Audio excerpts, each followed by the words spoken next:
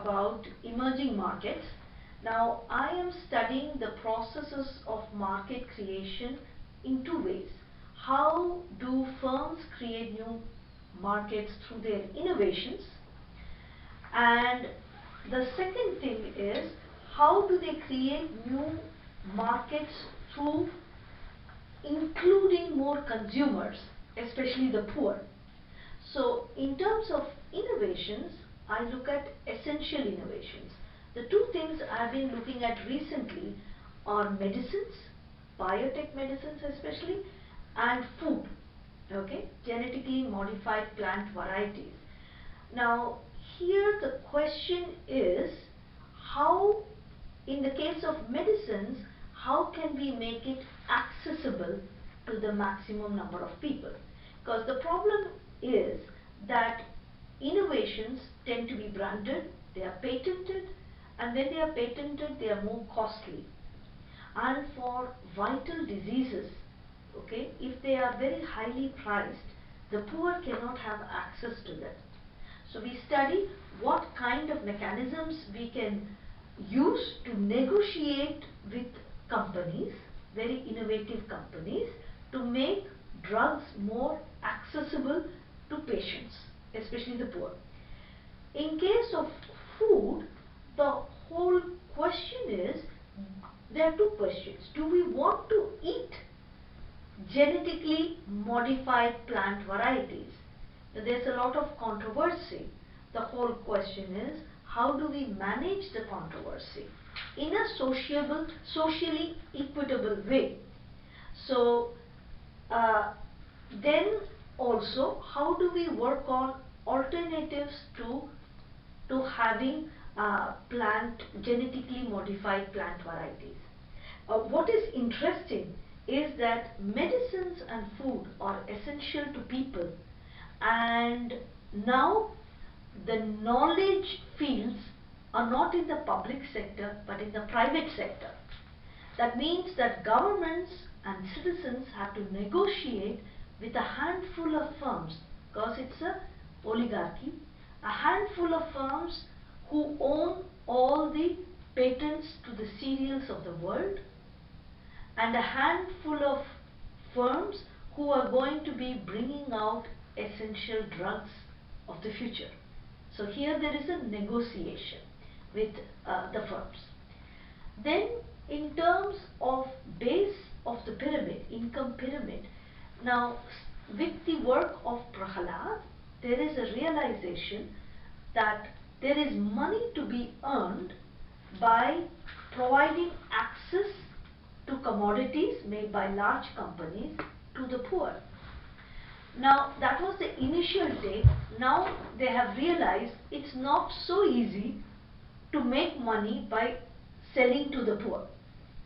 But they also see this more as their social responsibility. And governments are realizing that their supply chain to the poor, public supply chains, are not very efficient. So here the question is, how can we partner with firms? How can we have public-private partnerships to improve the lives of the poor by improving access to markets? These may not be only essential goods. So I like to look at essential commodities.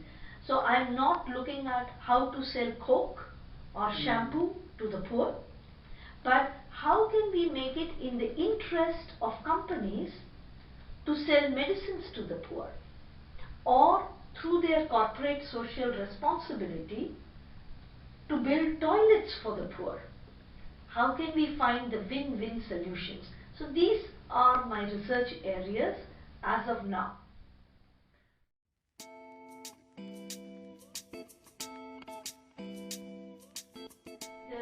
This is very interesting, because in high tech, the nature of the interaction is to negotiate with the firms.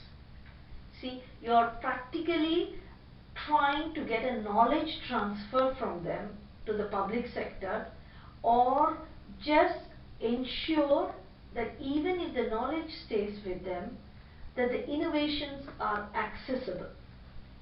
Whereas with the poor, we are thinking about how can we partner, cooperate as co-partners of bringing about development. So one is negotiation, where you are sort of an adversary, okay, you might say that. Here they are co-partnering development for mutual benefit, okay.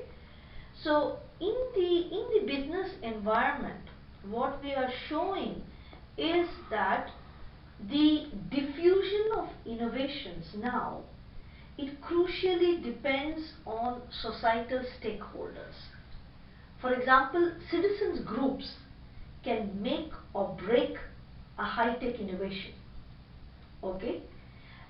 In medicines, we have it that medicines for AIDS, they were made accessible due to a re-engineered copy of the drug being put on the market by an Indian firm. Then when you take seeds, cereals, activists all over the world joined hands in putting a moratorium on a seed technology called Terminator. Because the Terminator, it was a special seed made by Monsanto, which is sterile. That means poor farmers all over the world, they cannot save seeds from one harvest to another. For each harvest, they have to go to the market and buy. But Latin America, Brazil, especially Brazil, the Latin Americans and the Asians joined together and they protested and they have brought about a moratorium. So what in the business environment, it shows that there is a need for dialogue. The same thing in nanotechnology. In nanotechnology, Samsung brought out a washing machine, okay, which has nano silver in it. And nano silver actually kills all bacteria. So they advertise the new washing machine as not only it makes your clothes better, it disinfects your clothes, which is very important for developing countries where water is a scarce resource. But what they don't say is that after washing, the nano silver gets put into the sewage and it leaches out into the soil and it kills all the good bacteria. So it's changing the ecosystem. Again, what is happening is, while in America and Europe all this is banned, in developing countries it's not. So we are seeing that to diffuse innovations, it's not just a product characteristics that's important. You have to see how it fits. There is in terms of whether it is socially just and whether it does something to the environment. So it's a bargaining. So firms have to be aware even before they do R&D, that if they come out, they have to be aware that these things also matter. It's not just the profit or making the innovation for the sake of improving. Now in the other case where there are co-developers, Prahlad said there is $3 trillion to be extracted from the poor. They're finding that they have to be really innovative.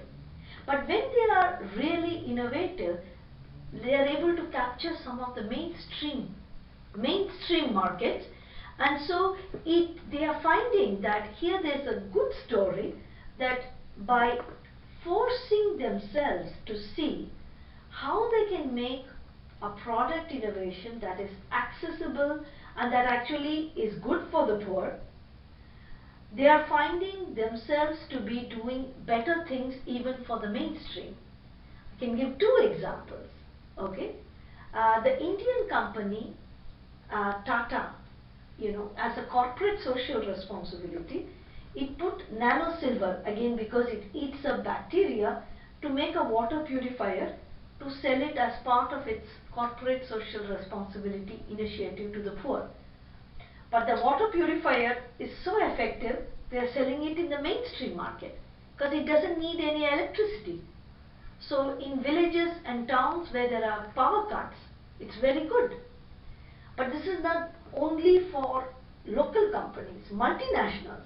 General Electric has found that there are medical, machines, ultrasound machines, okay? Now, or machines which tell you the nature of the heart attack. Now, these are all very big equipment. Now, their units in India and China developed small mobile units, handheld units. And you see, while it's still costly for local countries, they're selling it to ambulances in the West. They're selling it to hospitals in the West. They're selling it to emergency rooms, because if the complicated equipment is not accessible, an intern can come and immediately do the diagnostic. So what is interesting is, in serving the poor and trying to innovate to make things accessible, there is a reverse innovation, not only to the mainstream markets of the developing countries, but to Western countries also. So these are all the more and more complex ways in which we are actually cooperating, competing, negotiating with firms in order to create and diffuse innovations.